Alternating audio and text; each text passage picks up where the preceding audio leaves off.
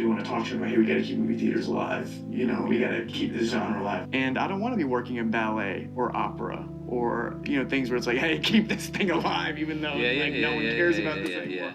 All respect to the ballet and opera people out there.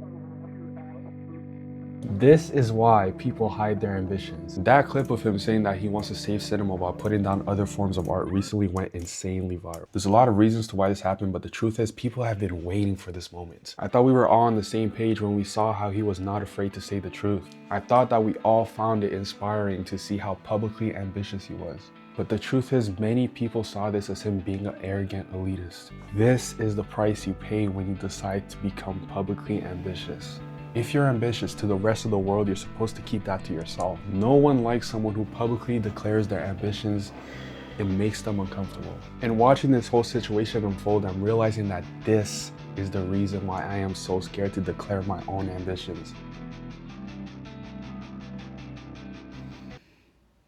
I'm totally weird and I'm totally honest and I'm totally inappropriate sometimes. And the thing is, for me to say I wasn't a genius, I would just be lying to you and to myself. You know? I like that. That's true. Why am I so afraid to speak my mind? If I have the work ethic to back it up, why should I constantly try to hide my intentions? I've really only been filmmaking for like a month, but why can't I say, I'm gonna be a filmmaking YouTuber? Why can't I say maybe I wanna make a movie or a documentary down the line? I know that's a little ambitious of me, but like, why can't I say that? One of my favorite scenes from the Genius documentary is when Kanye is talking to this guy in the car and he's like, man, I'm gonna bring in my own choir. I'm gonna bring in my own people so I can make my own sample. And he's saying this to someone that he barely even knows. He was thinking way down the line, but he wasn't scared to declare in that moment to what looked like someone he barely knew. Watching that made me reflect on my own ambitions as an artist. I started to realize something about myself. No song, no painting, no performance has quite touched me like a TV show, movie, documentary, or YouTube video has. To me, filmmaking is the most powerful art form. But notice how close that is to what Timothée Chalamet said. And that right there is the problem with publicly speaking about your goals, ambitions, and intentions as an artist. Because the more you do it, the more you risk slipping up and sounding like a self-centered elitist. The value of a film that's like a theme park film, for example, the Marvel type pictures, where the theaters become amusement parks, that's a different experience. And I was saying earlier, it's not cinema, it's something else.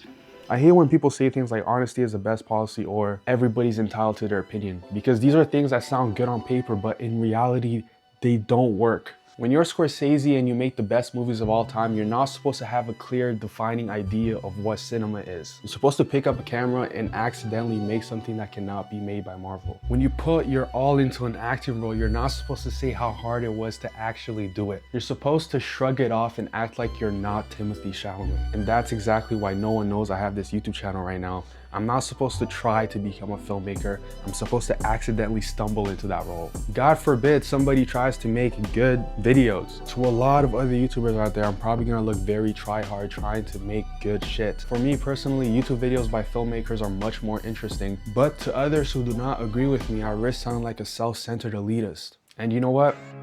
I've decided that I'm just going to risk it. So what does this mean for me? Am I just going to start screaming to the world that I want to be a filmmaker? Listen, I'm miles away from speaking my mind like Timothée Chalamet or Kanye West, but I have decided that I'm going to take the first step. I actually decided to tell my mother that I was going to start doing this. Je vais créer une chaîne de YouTube. Je vais faire des vidéos. Qu'est-ce que tu penses? I still think you need to get something consistent. Tu dois faire quelque chose de consistent. Personne ne sait ce qui va arriver à YouTube dans l'avenir. Maintenant, les gens font l'argent dans YouTube. Mais qu'est-ce qui va se passer dans 10 ans, dans 5 ans avec YouTube? Personne ne sait. YouTube est arrivé comme ça une fois. Tu vas avoir des choses qui sont plus consistantes à l'avenir. Maintenant, tu es jeune. C'est maintenant que tu peux étudier. Tu n'as pas de femme, tu n'as pas d'enfant, tu n'as rien. Plus tu es vieux, tu commences à avoir des responsabilités, il y a des choses que tu pourras plus faire.